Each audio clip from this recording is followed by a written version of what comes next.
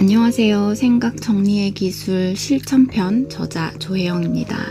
마인드맵이 그려지는 과정을 한번 보여드리려고 이렇게 마이크를 켰습니다. 독서 마인드맵을 그릴 때는 책을 저는 주로 중심 이미지로 넣고 있습니다. 다음으로는 어떻게 중심 키워드를 넣을지 조금 생각합니다. 이거는 독서 마인드맵은 아니고 제가 제 책을 설명하기 위한 강의 마인드맵이었어요. 그럴 때는 우선 책 내용을 구성하고 그 책이 만들어지는 과정, 그리고 뭔가 해내는 이 책 쓰기 과정에 대한 의미에 대해서 설명하려고 마음속으로 생각하게 됩니다.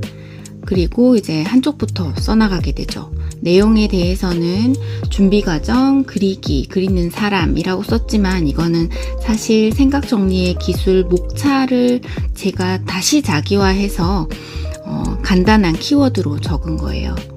그리고 과정에 대해서는 이 마인드맵을 그리는 처음 그 첫 장부터 책을 쓰기 시작하고 여러 가지 실패를 겪으면서 그 과정들을 담으려고 노력했습니다. 마지막으로 의미에 있어서는 저에게도 작가가 꿈이었고 그 꿈의 문이 어떻게 열리는지 그 성공에 대한 제 생각을 담아봤습니다. 네, 마인드맵 강의를 하다 보면 이 공간 배치에 대한 질문을 많이 받습니다.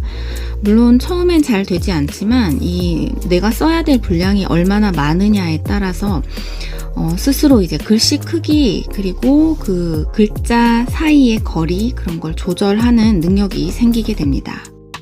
네, 다음은 제가 직장에서 회의를 했을 때 그 회의록을 마인드맵으로 그려본 거고요.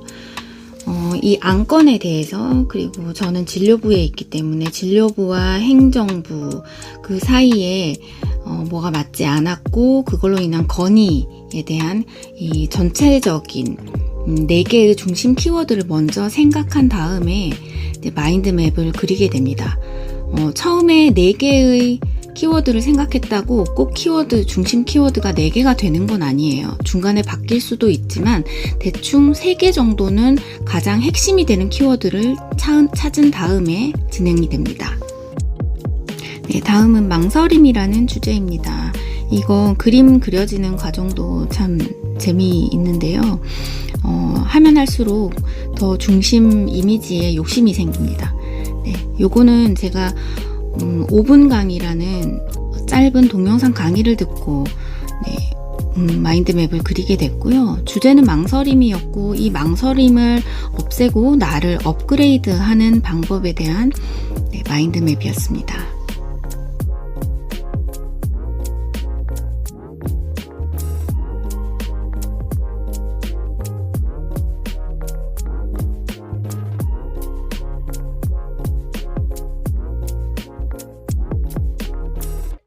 이것도 계획이라는 짧은 동영상을 보고 마인드맵을 그리게 됐어요. 계획을 세울 때는 이렇게 세워야 한다. 뭐 그런 내용이겠죠.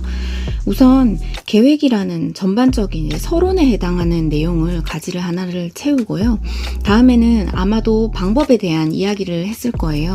그랬을 때 그 방법이 뭐 주로 3가지나 4가지나 뭐 좀 많게 5, 6가지가 있겠죠. 그걸 방법의 하위에 이제 하나씩 넣게 되고 구체적인 방법을 채워갑니다. 그리고 내가 생각하는 계획적인 삶, 그 삶을 통한 목표 같은 걸 이제 마지막으로 채워서 마인드맵을 완성하게 됩니다.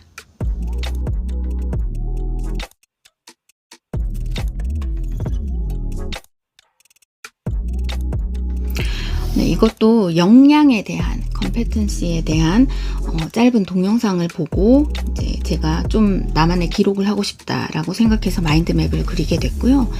역량에 대한 전반적인 서론에 해당하는 이야기를 할 때 키워드를 요약을 했다가 그걸 상하위 구분해서 구조화시켜서 나타냅니다. 그리고 거기선 3가지의 역량, 독서, 글쓰기, 디지털 역량을 언급을 하고 거기에 대한 어떤 방법을 제시를 했고 그거를 이제 그 각각의 중심 키워드에 맞춰서 키워드 기록을 한 걸 보고 필기를 하게 됩니다. 마인드맵을 그리게 됩니다.